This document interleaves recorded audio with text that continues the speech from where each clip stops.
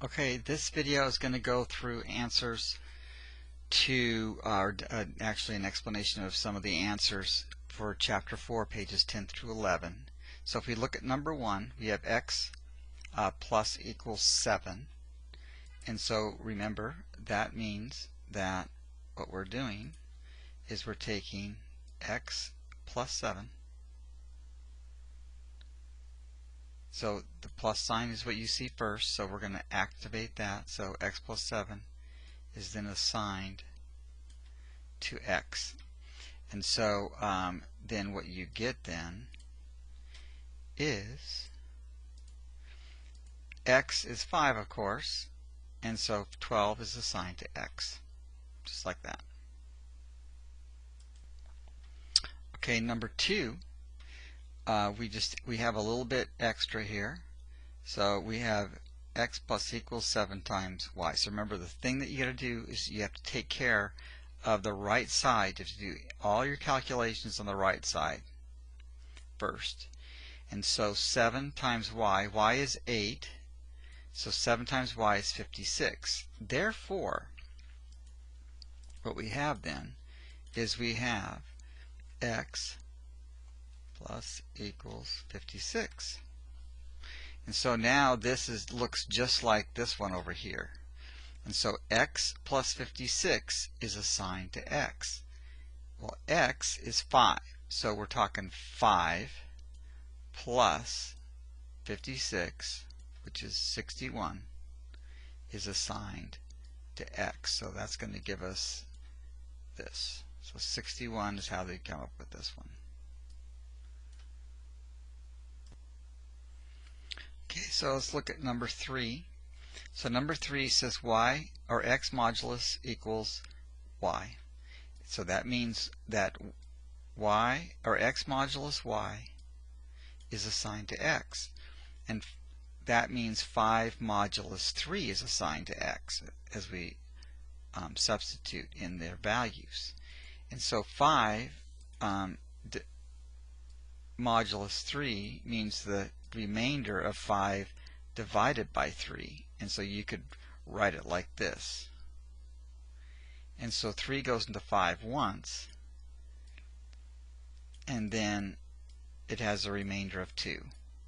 There's 2 left over. So the 2 is assigned to x. So this becomes 2. Alright, let's see. Okay, number 4, the thing is here is this is easy in the fact that when you have x plus plus by itself, that just means to add 1 to x. There's no calculations or assignments, so there's nothing else in there. So x just becomes 6. It's that simple.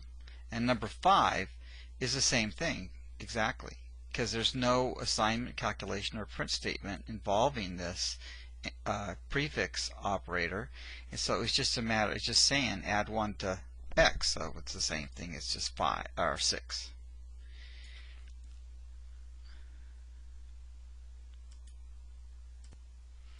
Alright, so this is number 6. So number 6 is y is assigned x plus plus.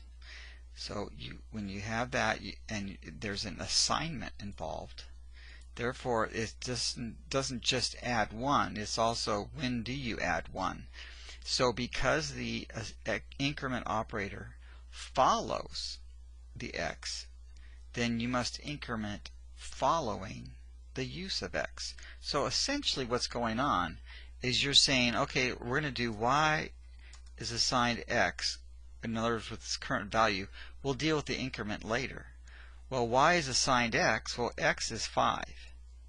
So that means that x, or that y is assigned the 5. Now you're done with this line. Now you're all done. Now you go and you increment your x.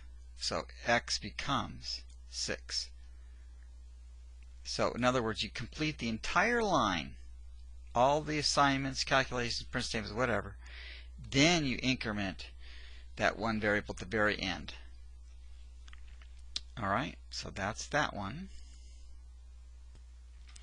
Alright, and number 7, what's happening here is you have y is assigned the increment of x. Well, because the increment operator is before x, you must increment before you use x. And so we increment x now. So don't forget to go to your memory location and make the change right now. Now you're taking y is assigned x, only it's the new value of x. So y is assigned, well, x is now 6, so y is assigned 6. So they're both going to be 6. So that is number 6. Okay, number 8. What's happening here is you have y is assigned the increment of x times 2. Now because the increment operator follows the x, then we are going to complete this entire line of code, and afterward we're going to do the increment operator on x. So what happens is, then we're going to take this problem, and the increment operator has to be done last. So we're going to do the problem without the increment operator. And so now we do this problem. And so remember, we do the right side of the assignment operator first. So y is assigned whatever x times 2 is. Well, x is 5, and so 5 times 2 is 10. So y is assigned 10. Now we've done the multiplication, the calculation, and we've done the assignment. So we're all done. And so now that we're done, now we can go up and do the incrementing of x. Becomes 6. So x is 6, y is 10. Okay, on number 9, we have another postfix operator now, and it's being used in a calculation, another calculation, and an assignment. So we know that it doesn't mean just add 1. The question is when. So because the increment operator comes after the variable, that means we're going to increment after we use the variable. And so what we're going to do is we're going to go here and do the problem without the increment operator. That does not come into play until we're done with the entire line. We have 3 operations to apply. We have the multiplication, the addition, and the assignment that have to take place before we can increment. And so we remember it says to do any calculations on the right side of the assignment operator first. And so x times 2 is, x is 5, and so x times 2, 5 times 2 is 10. And now we do the thing where we did it at the very beginning. Y plus 10 is assigned to y. Well, y is 3. So, wait a minute now. We didn't change this first. No, we didn't need to change that. Okay, so then we take y is 3, so 3 plus 10 is assigned to y. So that means y is going to be assigned 13. So 3 plus equals 10. And so it's going to be 13 is assigned to y. And there you go. Now, we're done with the multiplication, the addition, and the assignment. Now we can go back up and do the incrementing of the variable. So this becomes 6. So 6 and 13, x is 6 and y is 13. Alright, so on number 10, now we have a similar problem, only the prefix operator is used instead of the postfix. And so because the increment operator is before the x, we're going to increment it first and then use x. So we go and we take care of this incrementation first, and so this becomes 6. So now that we've done that, now we're left with y plus equals x times 2. The x is now the new amount because we incremented previously, and so now it's 6 times 2, which is 12. And y is 3, so it's y, so it's 3 plus or minus, I'm sorry, 3 plus 12, which is assigned to y, and so that's 15. So that's why y is 15. That's how it works. Alright, the next one is number 11, and on this one we see that x is assigned 5 already, and now we're going to use a print statement. So remember that one of the things that change how a prefix or postfix operator is used is if it's used in a calculation, an assignment, or a print statement. So here we are in a print statement.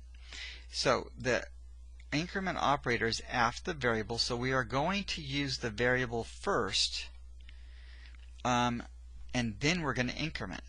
So we cover up, so I'm going to cover it up, we're covering up the increment operator because we don't use it until we've completed the entire line of code. And what's going on here is a concatenation and a printing going on, and so it says I ate X cookies. X is 5, so that's why we're going to say I ate 5 cookies. So now we've done the printing with that increment operator there, or with the value, or with x that had the increment operator on it. But now we need to go back and apply the increment operator. So now we go back and increment x to become 6. And so now the next line of code is going to be x colon and then 6. So x became 6 after the printing. So now let's look at number 12. Number 12 is the same kind of an idea. You're using x, or the prefix operator now, in the print statement, and that's one of the things, is calculations, assignments, or print statements. So the increment operator is before the x, or before the variable, so therefore you need to increment x before you use it. So we go right now and we change the x to 6. So now we've got x being 6. So I ate 6 cookies is what that then says. Alright, and then of course we already incremented, do it twice, and so x is 6. And that's how it works.